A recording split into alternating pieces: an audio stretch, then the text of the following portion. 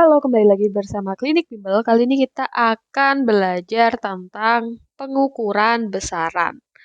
Oke, yang pertama di sini nanti kita akan belajar tentang besaran, satuan, sama dimensi. Pertama-tama kita cari tahu dulu nih, apa sih besaran itu? Jadi, besaran itu adalah sesuatu yang dapat diukur dan dinyatakan dalam angka.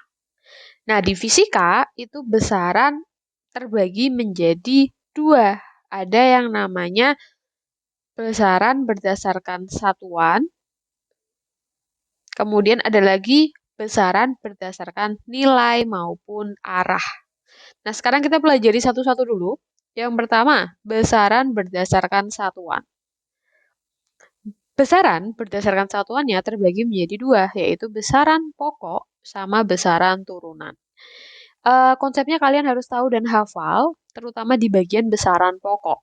Karena besaran pokok itu kan lebih sedikit. Jadi kalau kalian sudah hafal, maka kalian tahu nih, besaran yang tidak masuk ke dalam besaran pokok itu berarti besaran turunan. Kita kenalan dulu ya. Yang pertama tentang besaran pokok. Besaran pokok itu adalah besaran yang tidak tersusun oleh besaran lain dengan satuan tertentu. Jadi dia pure, besaran yang murni. Ada 7 besaran pokok, yaitu ada panjang, massa, waktu, suhu, kuat arus, intensitas cahaya, sama jumlah zat. Di mana kalian bisa, di mana kalian itu bisa untuk memudahkan kalian menghafal, itu biasanya disingkat dengan jiwa SMP. Kok bisa jiwa SMP? J, jumlah zat. I, intensitas cahaya. W, waktu. A, W-nya itu adalah waktu ya. C-I-W-A, waktu. S, suhu. M, massa. P-nya adalah panjang.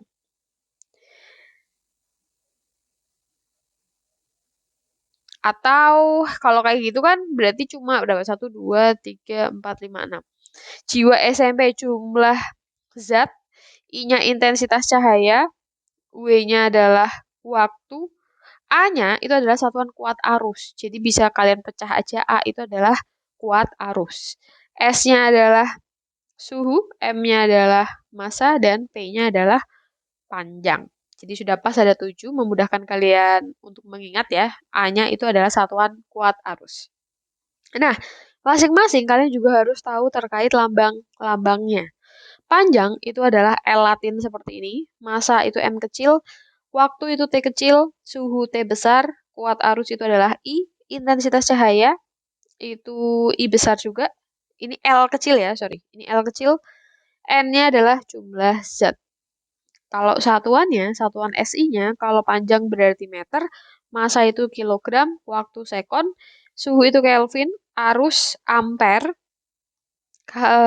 intensitas cahaya adalah kandela, kemudian jumlah zat itu mol.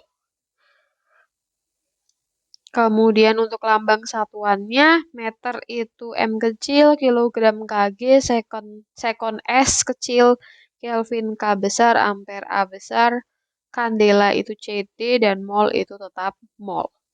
Itu adalah tentang besaran pokok. Selanjutnya untuk besaran yang kedua, itu namanya adalah besaran turunan, di mana besaran turunan itu adalah besaran yang satuannya diturunkan dari beberapa besaran pokok. Misalkan, kita contoh ya, di sini ada luas. Luas itu lambangnya itu adalah A besar, rumusnya itu adalah P kali L. P itu adalah panjang, L itu adalah lebar. Nah, dari sini. Jadi kalau kalian sudah tahu rumusnya adalah P kali L, kalian lihat, panjang itu satuannya apa berdasarkan besaran pokok? Meter. Lebar itu juga satuannya meter. Sehingga nanti lambang satuannya berarti meter per segi. Dapat seperti ini. Ya, paham ya? Nah, kalau kalian lihat, luas itu kan dapat dari rumus ini. Berarti dia terdiri dari beberapa besaran pokok, karena satuannya meter sama meter. Nah, itulah definisi dari besaran turunan. Contoh lagi, misalkan volume. V besar, rumusnya PLT, panjang kali lebar kali tinggi.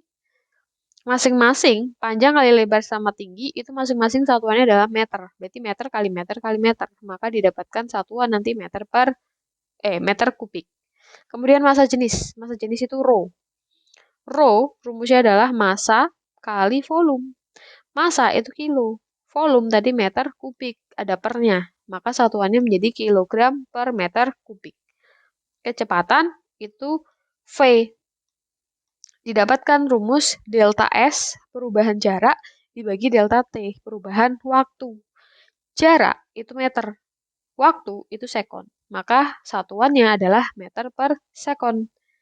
Kemudian ada percepatan, A kecil. Rumusnya adalah perubahan kecepatan dibagi perubahan waktu.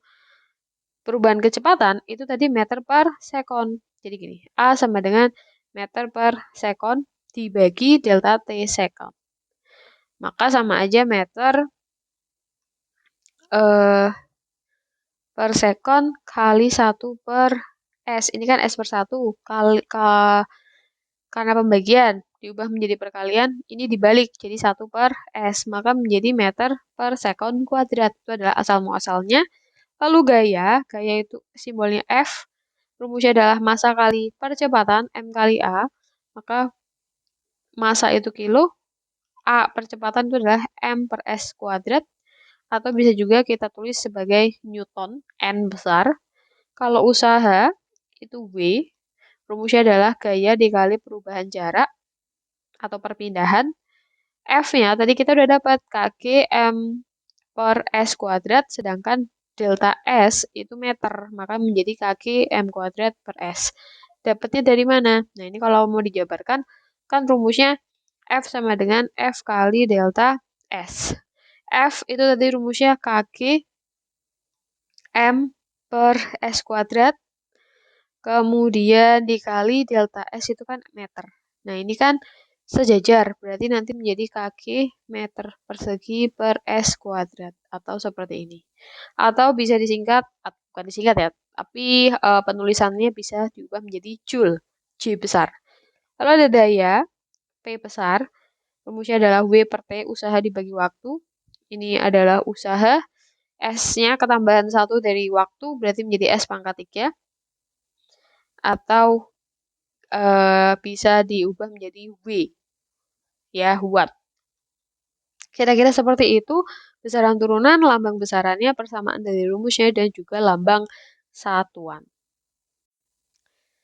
Kemudian ada besaran berdasarkan nilai dan arahnya. Berdasarkan nilai dan arahnya, itu terbagi menjadi besaran vektor, besaran tensor, dan besaran skalar. Nah, untuk SMA sendiri itu hanya akan belajar tentang besaran vektor, pengertiannya dulu aja ya. Jadi kalau besaran vektor, itu dia memiliki satu arah. Kalau tensor memiliki banyak arah, dan biasanya kalau SMA itu hanya ada atau mempelajari besaran vektor aja. Kemudian contoh besaran vektor, tadi kan yang memiliki satu arah ya, itu ada perpindahan, kecepatan, percepatan, dan gaya. Ada 4, perpindahan, kecepatan, percepatan, gaya. Kalau besaran tensor yang memiliki banyak arah, itu ada tegangan dan regangan. Kemudian selain vektor sama tensor, itu ada besaran skalaar. Apa sih besaran skalaar? Besaran yang memiliki nilai tetapi tidak memiliki arah. Contohnya apa?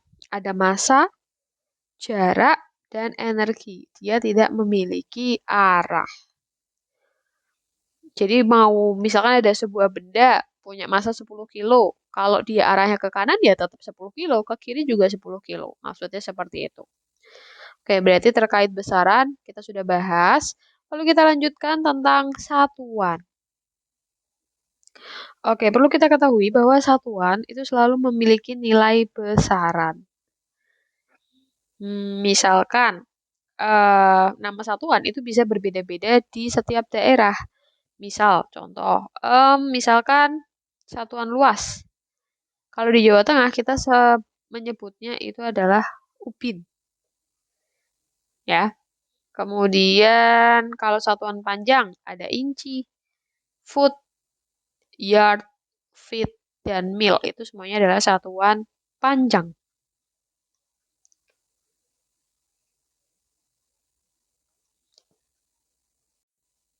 Selanjutnya kita akan belajar tentang dimensi.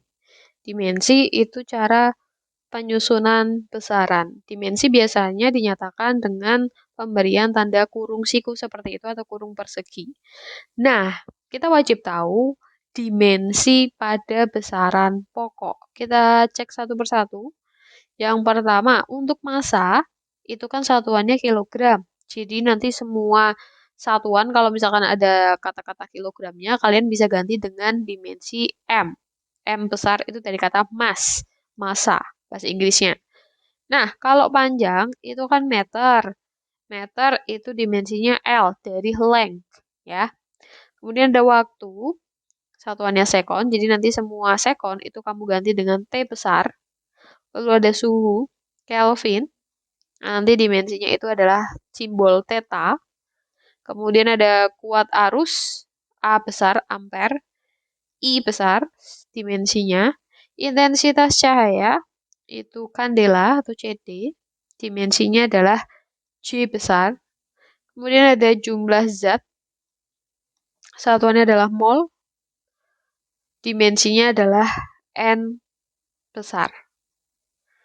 Itu adalah dimensi pada besaran pokok yang wajib kalian tahu. Sekarang kita coba praktekkan pada besaran turunan. Misalkan luas. Jadi untuk menentukan dimensi kalian harus tahu kalau enggak rumusnya. Jadi untuk menuliskan dimensi kalian harus tahu yang pertama rumus dari besaran yang diminta, rumus besaran. Atau opsi keduanya adalah kalian bisa tahu satuan dari besarannya. Misal, kita disuruh mencari dimensi luas. Pertama, kalau misalkan kalian nggak tahu rumusnya, setidaknya kalian tahu satuannya. Luas itu punya satuan meter per segi. Meter, dimensinya itu adalah L besar. Jadi kalian bisa tulis L kuadrat. Paham ya? Tapi kalau misalkan kalian tahu rumusnya, misalkan gini. Luas itu punya rumus panjang kali lebar. Panjang itu kan meter. Lebar juga meter. Jadi kalian tahu nih bahwa luas itu memiliki satuan meter per segi. Nanti nyambung lagi ke sini dimensinya. Gitu. Kita cek ya. Volume meter persegi. Meter kubik berarti L pangkat 3. Massa jenis. Nah, massa jenis. Kita coba bedah.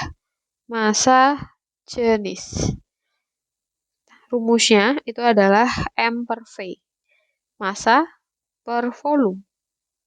Massa itu tadi M besar dimensinya. Atau gini, atau kita ubah ke satuan dulu ya, kilogram. Volume itu meter kubik.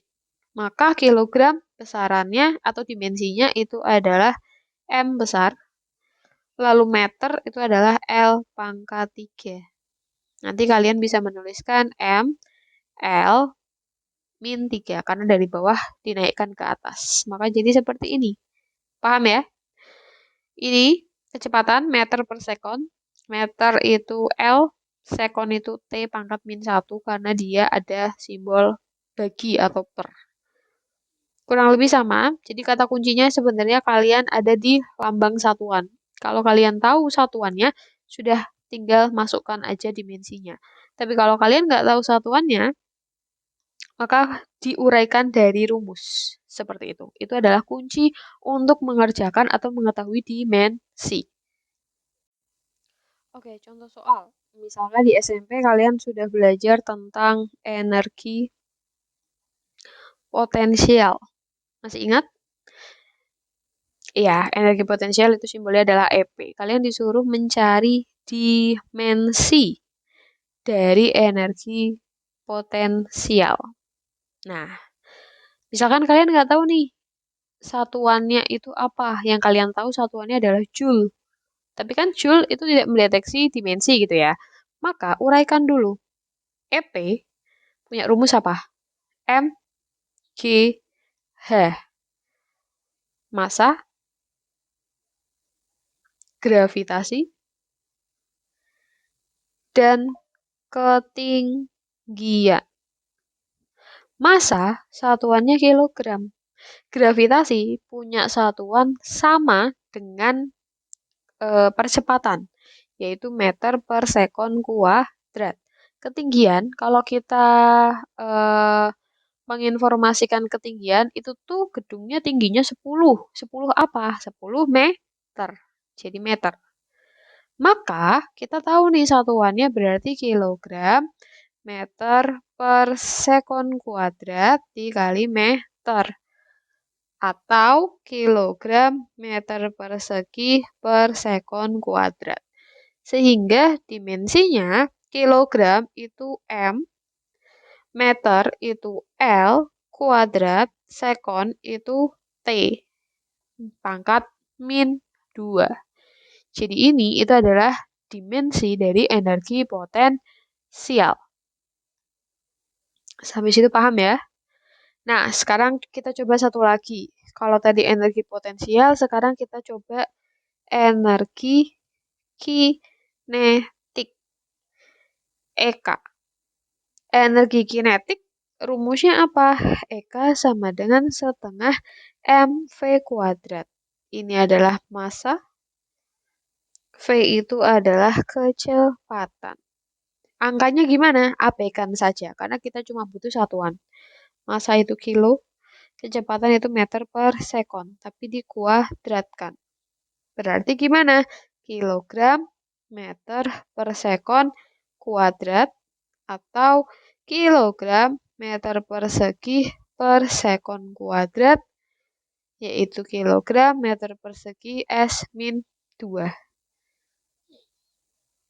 Maka M meter L T-2. Ya. Jadi ternyata satuannya sama, energi potensial ataupun energi kinetik. Yang mana kita biasanya nyebutnya sih satuan energi potensial dan kinetik itu adalah joule. Ya. Oke, sampai situ paham ya cara konversinya.